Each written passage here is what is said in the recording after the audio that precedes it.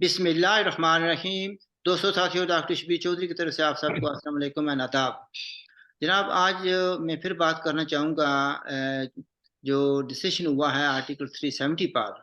उस पर मैं समझता हूँ कि नंबर ऑफ़ प्रोग्राम्स करने की ज़रूरत है ताकि लोगों के व्यूज़ इस पर आएँ। तो आज मेरे मेहमान हैं जनाब सरदार शौकत अली कश्मीरी साहब, जो कि यूके पीएनपी के चेयरमैन हैं, एक very well known human rights activist हैं, और बड़ी कंट्रीब्यूशन है उनकी United and independent Jammu Kashmir के लिए, और ख़ास तौर पर जो स्पेस उन्होंने हासिल करने की कोशिश की है पीसफुल स्ट्रगल के लिए, उन्होंने बड़ा आमद काम किया है। तो सदा शौकत कश्मीरी साहब, welcome to the show. Thank you जनाब।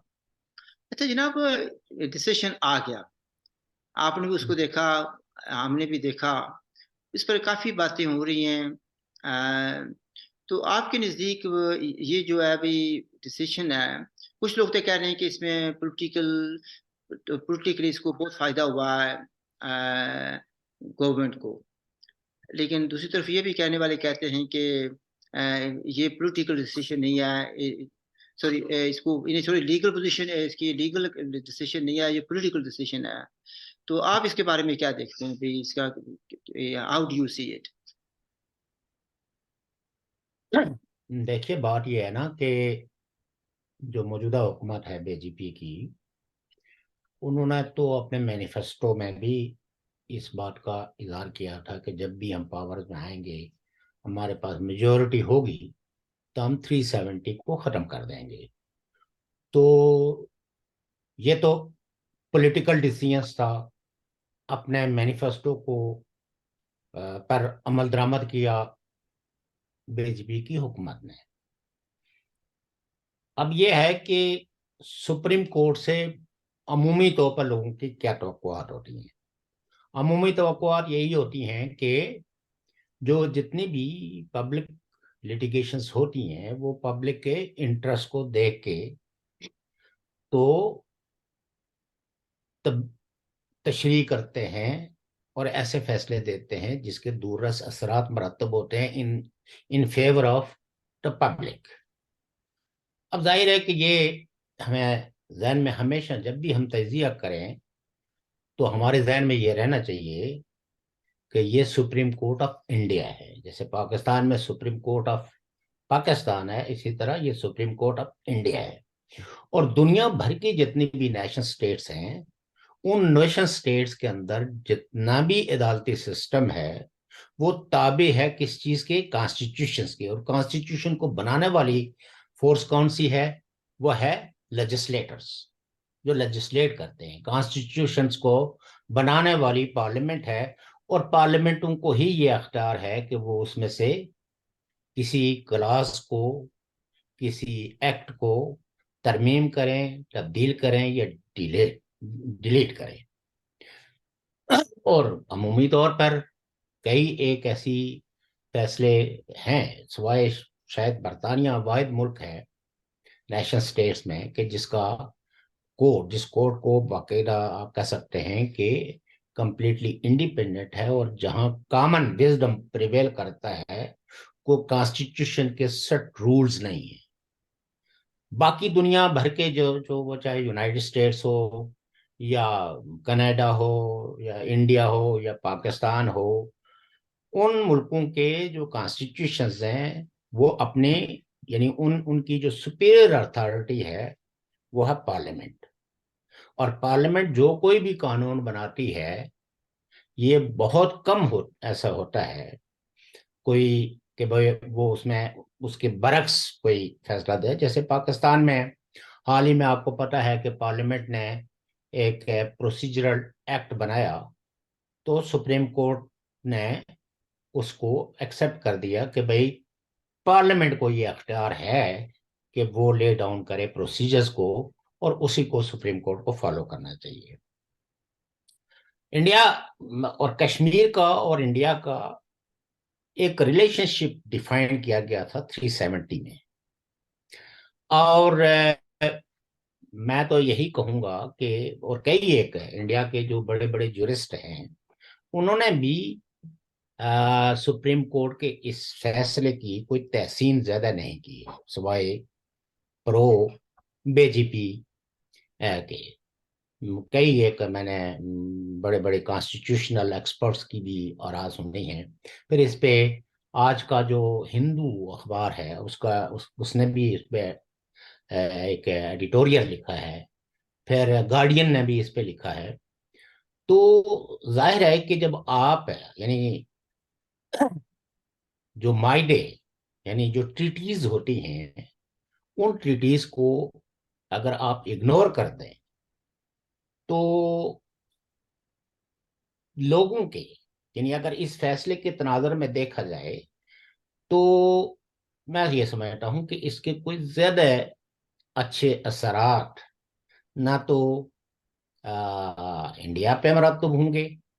और कश्मीरी तो पहले से ही जाहिर है कि इसको इस अमेंडमेंट को उस पे अपने सीरियस रिवर्स रिजर्वेशंस शो कर चुके हैं। तो मैं ये समझता हूं कि ये इसके जो जो असरात मरतब होंगे, नॉट ओनली द कश्मीरी या स्टेट ऑफ जम्मू कश्मीर, बल्कि इसके असरात जो है वो इंडिया का जो फेडरलिज्म है उस पे भी इसके असरात मरतब होंगे। चूंकि प्रेसिडेंशियल रूल्स को अगर वैलिडेट कर देता है एक कॉन्स्टिट्यूएंट बॉडी, तो फिर तो प्रेसिडेंट कहीं भी किसी जगह भी कोई भी वो कर इसमें जो सकता है। नेक्स्ट मेरा सवाल था वो यही था कि इसके लिए एक ऐसे जो भी मरकजी हुकूमत होगी न्यू दिल्ली में, उसके हम्म। हाथ में ये तलवार दे दी गई है कि वो जब भी चाहें किसी स्टेट में कोई तब्दीली लाना चाहें, सबसे पहले वो गवर्नर रूल लाएं।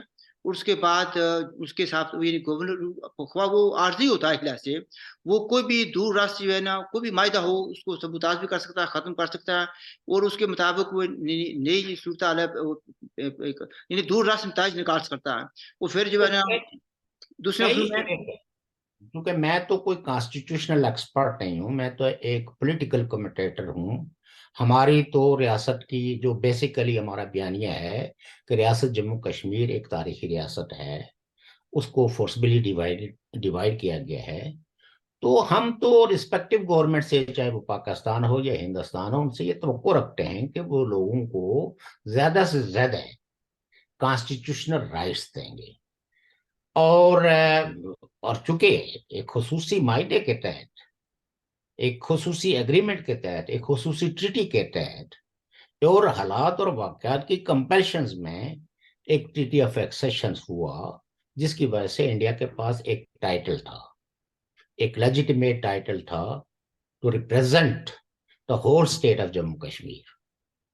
और उन्होंने उसको यूनियन टेरिटरी में बदल के, तो पहली बात तो यह है कि वो जो अपना टाइटल था मेरे नजदीक उसी को ही क्वेश्चनेबल बना दिया।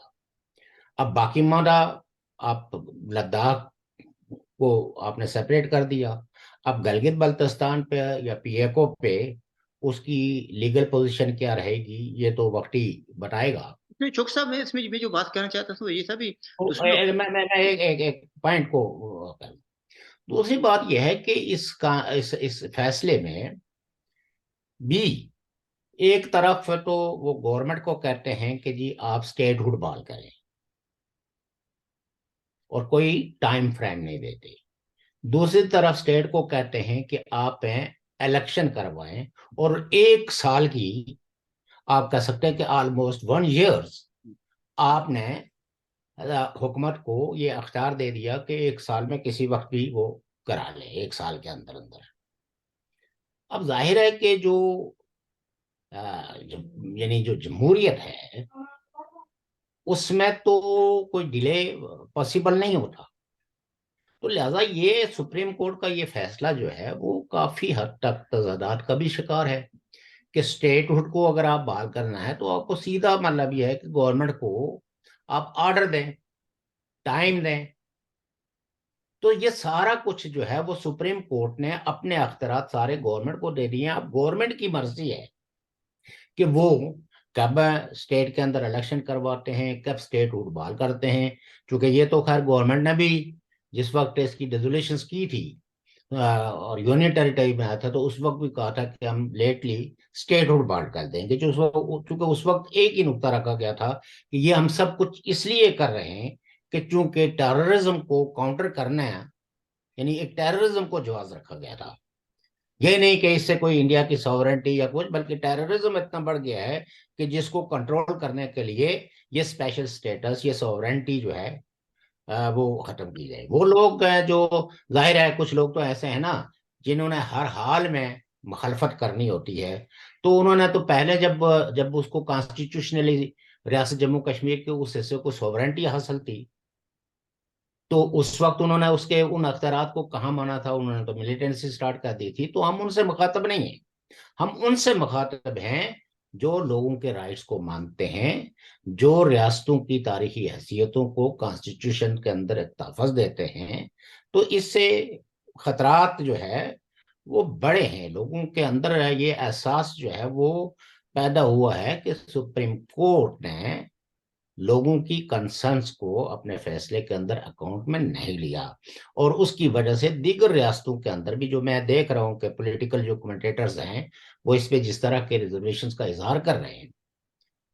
तो मैं इसमें तो यही कहना चाह रहा था ना कि एक तो ये है कि उन्होंने ये फैसला कर दिया, गवर्नमेंट किसी वक्त भी गवर्नर राज लाकर वहां पर दूर ऐसे फैसले करा सकती है जिससे कोई इस तरीके से नतीजा निकले जैसे कि जम्मू कश्मीर में निकला। फिर दूसरी जब सबसे बड़ी बात साथ साथ ये है कि उन्होंने ये भी कह दिया है कि अगर आप चाहें तो किसी को भी किसी रियासत के भी टुकड़े करके उसको यूनिट टेरिटरी का एक हिस्सा बनाए या दो बनाए वो भी बना सकते हैं। दूसरे लफ्जों में लद्दाख जो है वो अब यूनिट टेरिटरी रहेगा और गवर्नमेंट को अख्तियार दे दिया गया वो जितने चाहे तो कर सकती है। तो ये तो एक ऐसे में समझता हूँ कि तू यानी हमारे साथ जम्मू कश्मीर के लोगों के साथ जो मायदे थे उसकी सरीना खिलाफ वर्जी है और आइंदा ये जो दूसरी रियासतें हैं उन पर भी इसका असर पड़ेगा। नहीं, इसमें इसकी तो आपको हद ही नहीं है ना। आप चाहे जितना भी इसको वो करें, मेरे नजदीक, मैं तो चूंकि बेसिकली एक फ्री थिंकर हूँ, और मैं जैसी चीजों को महसूस करता हूँ उस पर मैं अपना इजहार करता हूँ, इर्रिस्पेक्टिव के दूसरा उसके बारे में क्या सोचता है। आप ये देखिए कि ये जो जो लेगेसी थी ईस्ट इंडिया कंपनी की, पाकिस्तान और हिंदुस्तान के अंदर है, ठीक है, इर्तका के इस अमल में थोड़ी बहुत लोगों में पोलाइटनेस या लफ्जों का चुनाव कुछ दुरुस्त हो जाता है, लेकिन मेंटेलिटी तो वही प्रिवेल करती है ना फतूहात वाली, कि आप कब्जा करें और उसके बाद आप फैसला करें कि ये क्या, मतलब यह कि क्या आपके लिए अच्छा है और क्या आपके लिए अच्छा नहीं है।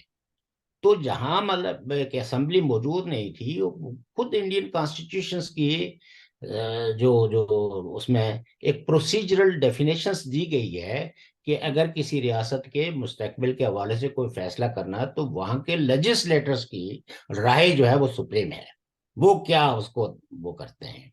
तो जब आप प्रेसिडेंशियल रूल को एक्सेप्ट कर लेंगे तो प्रेसिडेंट तो किसी वक्त भी किसी भी हुकूमत के ताबे कोई भी ऑर्डर, कोई भी चीज जारी कर सकता है। कर सकता है, बिल्कुल सही है। तो अच्छा।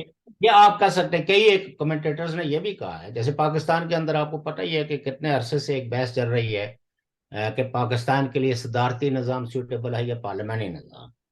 और ये जितनी भी पाकिस्तान के अंदर जो खाड़ छाड़ पॉलिटिकल होती है, तो उसके पीछे अमूमी तौर पर जो जिस खदशे का लोग इजहार करते हैं कि कुछ फोर्सेस हैं, ताकतवर फोर्सेस हैं, जो पाकिस्तान के अंदर सदारती निज़ाम लाना चाहती हैं, कि ताकि एक आदमी के पास कुल्ली अख्तियार जो है वो मुर्तकिज हो जाए और उसके बाद उसको डील करना आसान होगा। तो धीरे धीरे, अब आप मुझे ये बताएं ना कि इसकी कोई क्या जस्टिफिकेशन देगा कि एक डेमोक्रेटिक कंट्री जिसके अपने बहुत टाल क्लेम्स हैं, वो अपने ही एक हिस्से में जिसको वो अब कॉन्स्टिट्यूशनल पार्ट करता है, वहां इलेक्शन कराने में इतने इतने इनडेफिनेट, यानी डेमोक्रेसी बहाल करने में इतने इनडेफिनेट क्यों है। अच्छा, इसमें इलेक्शन पर भी मैं बात करना चाहता था। मसलन यानी इंडिया के जो यानी मरकजी इलेक्शन है वो भी ड्यू हैं, ठीक है।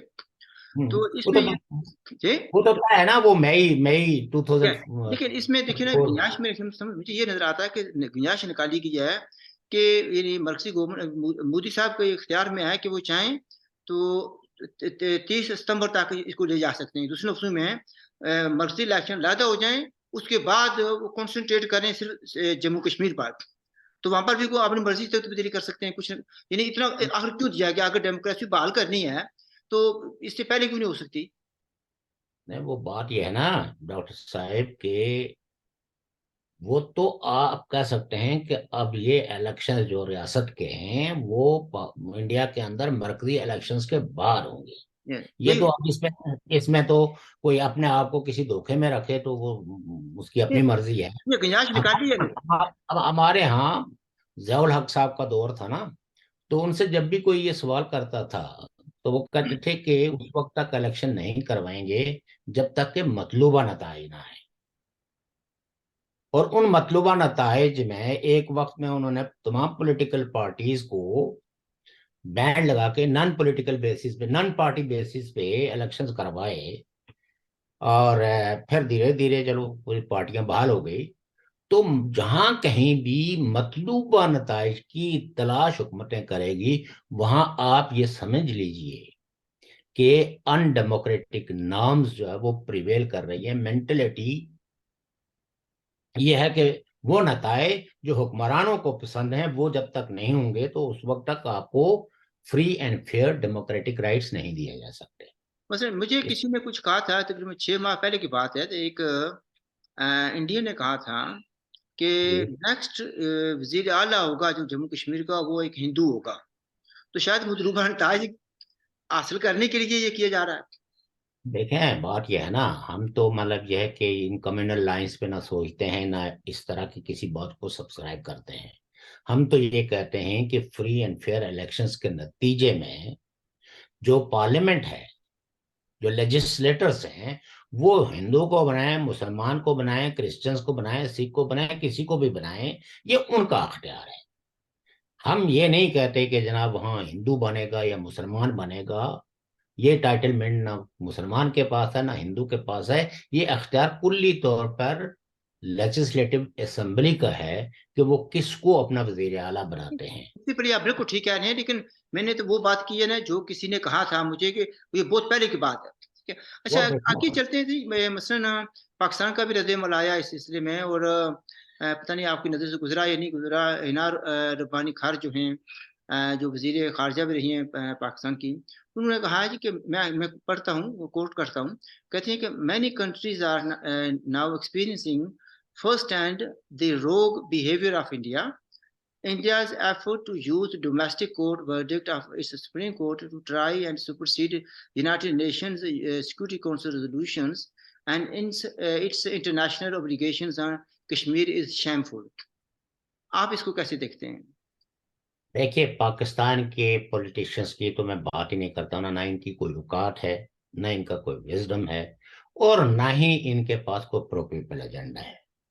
ये तो हर वक्त पाकिस्तान की पॉलिटिकल पार्टीज और पाकिस्तान की जो पॉलिटिकल लोग हैं वो ओबलाइज करने की कोशिश करते हैं, अपीजमेंट करते हैं एस्टेब्लिशमेंट की कि किस बात से वो खुश होंगे। बात यह है कि हना रब्बानी खर को ये देखना चाहिए कि गिलगित बल्तिस्तान और पीओके के अंदर उन्होंने क्या अख्तियार दिया हुआ है, वहाँ किस तरह की हुकूमतें हैं। आज 6 महीने से लोग जो है वो हड़ताल पे हैं। प्राइम मिनिस्टर आजाद कश्मीर बारहा ये कह चुके हैं कि जनाब लोगों के ये मुतालबे दुरुस्त हैं और हमें जो है वो इस तरह ट्रीट किया जा रहा है कि जो हमारे राइट्स हैं वो नहीं दिए जा रहे। उन्होंने अपक्ष कोर्ट कमेटी के अपक्ष कमेटी में भी ये बात कही है, आम इंटरव्यूज में भी कही है। तो बात यह है कि ये तो पाकिस्तानियों की तो आप बात ही ना करें। पाकिस्तान के हुक्मरान रिस्पॉन्सिबल हैं कश्मीरियों के इस मिजरीज के, कि जो कुछ भी उनके साथ हो रहा है। और जिस वक्त ये सारे अख्तरात थे जिनको आज पाकिस्तान रिपीट कर रहा है, तो उस वक्त कौन सा इन्होंने कश्मीरियों के उसके साथ अपने कश्मीर को तकाबल किया है? बल्कि उस वक्त तो इन्होंने यहाँ से जो है वो मिलिटेंसी का आगाज करवाया। और ये तो हमेशा इनका बयानिया रहा है कि वो लोग तो बहुत ही जुल्म की चक्की में पिस रहे हैं और यहाँ दूध और शहद की नारे जारी हैं, जबकि पाकिस्तान के अपने क्रेडेंशियल्स, डेमोक्रेटिक क्रेडेंशियल्स जो है वो स्टिल अंडर कंसिडरेशन हैं। तो लिहाजा ये हना रब्बानी खर हूँ या मैं चलो लोग आखिरी हूँ। में एक बात करते हैं, मैं जो चाहूंगा कि प्रोग्राम को बंद किया जाए। जी। क्या भी सिर्फ इंडिया की ऑब्लिगेशंस हैं with regard to United Nation resolution, या पाकिस्तान पर भी कुछ कोई जिम्मेदारी या कोई ऑब्लिगेशंस थी उनको, नहीं, ये तो उनकी मौजूदगी में दूसरे को कहना देखिए जी जनाब, ये जो है जो रेजोल्यूशंस है यूनाइटेड नेशंस की, उन रेजोल्यूशंस को जो कंप्लाई करना था वो पाकिस्तान ने नहीं किया, और आहिस्ता आहिस्ता आहिस्ता आप ये कह सकते हैं कि ईस्ट इंडिया कंपनी जो है वो फिर दोबारा जिंदा हो गई है। वरना जो है वो आ, पाकिस्तान ने क्यों नहीं कंप्लाई किया? हम तो हमेशा उसको ये कहते रहे। और आज भी United Kashmir People's National Party तो पाकिस्तान के इसी रोल को एग्जामिन करती है, इसी को क्रिटिसाइज करती है, जिसकी वजह से हमारे खिलाफ उन्होंने सारी ये जो है वो तोपों के दाने हमारी तरफ मोड़ के रखे हुए हैं और अरनो का प्रोपेगेंडा करते हैं। वेराज के हम तो अवाम के मफाद के लिए और स्टेट के जो रिस्पेक्टिव रोल्स हैं कश्मीर इशू के तनाजर में, उसको एग्जामिन करने की कोशिश करते हैं। देखिए, और जस्ट टू खतरनाक है। कंक्लूड, जस्ट टू हाँ, कंक्लूड भाई, पाकिस्तानी गवर्नमेंट और इनार रुबानी खार बेचारा वो मेरा प्रोग्राम तो नहीं देखेंगी, लेकिन उन लोगों को हम ये याद कराना चाहते हैं कि सबसे बड़ी पहली ऑब्लिगेशन पाकिस्तान वालों को थी कि उन्होंने सिक्योरिटी काउंसिल के रेजोल्यूशन के मुताबिक अपनी फौजों को रियासत जम्मू कश्मीर से निकालना था, तमाम पाकिस्तानियों को निकालना था। उसके बाद जाकर इंडिया की ऑब्लिगेशन शुरू होती थी। तो मैं समझता हूँ कि हमारे साथ तो दोनों ने वादा खिलाफी की है, सीधी सी बात जो है। तो बिल्कुल। मैं आपके साथ बिल्कुल पूरे तरीके से इत्तेफाक रखता हूँ कि हम कश्मीरियों के साथ जो है वो हल्ला में धोखा हुआ है। हम जिस वक्त हैं बहुत बहसें करते थे हम पाकिस्तान, जब मैं कश्मीर में था, बहुत कि भाई इंडिया के इंस्टीट्यूशंस इतने इंडिपेंडेंट हैं, वहाँ का मीडिया, वहाँ की सारी चीज़ें, इन चीज़ों को तो हमने देखा भी नहीं था कि एक वक्त ऐसा आएगा कि वहां का भी सुप्रीम कोर्ट जो है ना वो मतलूबा नताइज के ताबे काम करेगा।